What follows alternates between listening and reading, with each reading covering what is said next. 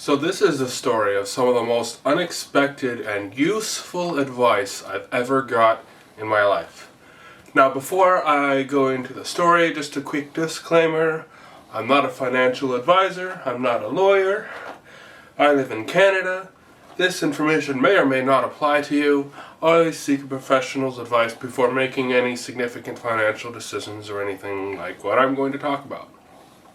So that aside, a couple of days ago, I got a phone call from a telecommunications company that shall remain unnamed, and they offered me a fairly nice upgrade on my plan. Actually, it'd be a transfer to a new company, but the companies are related, so they had all of my information. I was able to verify that it was actually a legit telemarketer, not a scammer. So they offered me this plan. I thought, oh yeah, that's a pretty good plan. I'll actually switch. I'll take it. So it copies down all my info that he didn't have already, like pieces of ID and stuff like that. Like he had my address and stuff, so I knew it wasn't a scam. But you got to be careful with things like that. See, so he sets it all up, and he's like, there's a bit of an issue with the credit. The credit approval. I did a credit check and it's not coming through correctly. You're gonna have to give a call to this department and have them take a look and find out if something's wrong, and maybe there's an old account or something. I'm like, I don't remember having an account with you guys before, but whatever. I'll look into it.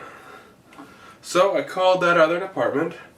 They looked up things. It took them a couple of minutes. Apparently the guy that I was talking to wrote down some information incorrectly, but he wrote down enough stuff correctly that they was able to actually look up the account. And they're like, yeah, there's a balance owing here. It's no longer with us. It's been transferred to a collection agency. And actually there's two amounts owing, two different, and the addresses that they gave me were completely weird, like places I'd never lived. So I'm like, yeah, I don't know if those are, I don't think those are my debts. I don't think I owe that. Thinking maybe somebody stole my wallet, because around that time I did have my wallet disappear with my SIM card and stuff like that. So it's possible that somebody actually did set up an account with a fraud and stuff like that. So he gave me the phone number to the two collection agencies, and I called up the first one. Got a lady on the line, and she's like, well, I'm not exactly the right department for that, but what I'll do, I'll transfer you over there. She brought up the account. She's like saying, this is weird. But I'll transfer you over to the other people. So, this is where it gets interesting. The guy that picks up the phone looks up the account, and he's like, this is over 10 years old. Like, yeah, that's what they told me. Like, I don't even remember this account. I don't think it's mine. He's like, it's over 7 years. It doesn't matter. In Canada, your credit resets over 7 years. And more importantly, and this is the part that surprised me, do not pay this bill. I'm like, what? Don't pay the bill? The collection agency is telling me don't pay a bill? I couldn't believe what I was hearing. He's like, yeah, it's only $100 and some. If you pay this bill, it will come up back on your credit rating as an account that has gone to collections.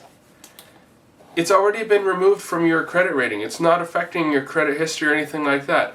Do you think you could maybe pick a different phone company and use them for service? I'm laughing at this point, like, you're serious, right? If I pay the bill, it's going to have a negative effect on my credit rating because it's been so long that it's not even worth finding out if it was a fraudulent thing or if it's an account that I've forgotten. And he's like, yeah, just don't pay this. Go with a different company. That just blew my mind. So I look it up online, and I find out part of the thing with the 7 years is that can actually be reset.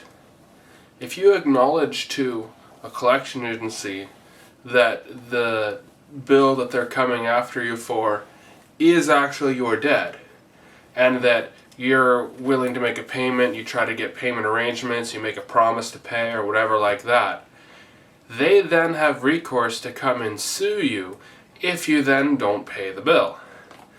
In Ontario, at least, the statute of limitations on debt like that is 2 years. So after 2 years, they don't have any legal recourse other than affecting your credit rating. They can't actually sue you and get a judge to order you to make payments or garnish your wages or whatever, anything like that. There's a 2-year statute of limitations. And then after 7 years, it goes off of your credit report and no longer affects your credit history and gives you a bad rating. Technically, you still owe the money, and that company is still able to send you emails over and over saying, you owe us this money, you owe us this money, but legally there's nothing they can do about it, and they can't affect your credit rating. So, a little bit of a tidbit there. Don't acknowledge any debts unless you're absolutely willing to pay it, because it can come back to bite you in the ass. Anyway, that's my story. That was a time a collection agency told me not to pay the bill. I still can't believe that happened. I told my mom about it and she's like, oh my word. My mom doesn't swear. So that's about as close as it gets for her. Anyways, if this was a helpful information for you, be sure to click the like button. It helps me out. And maybe consider subscribing. Anyways, I make YouTube videos every day of all different kinds, video gaming, whatever I'm doing in life, different tidbits of special information that I find out like this, different stories, and all different things. Anyway, that's all. Thanks for watching. Have a nice day. Cheers.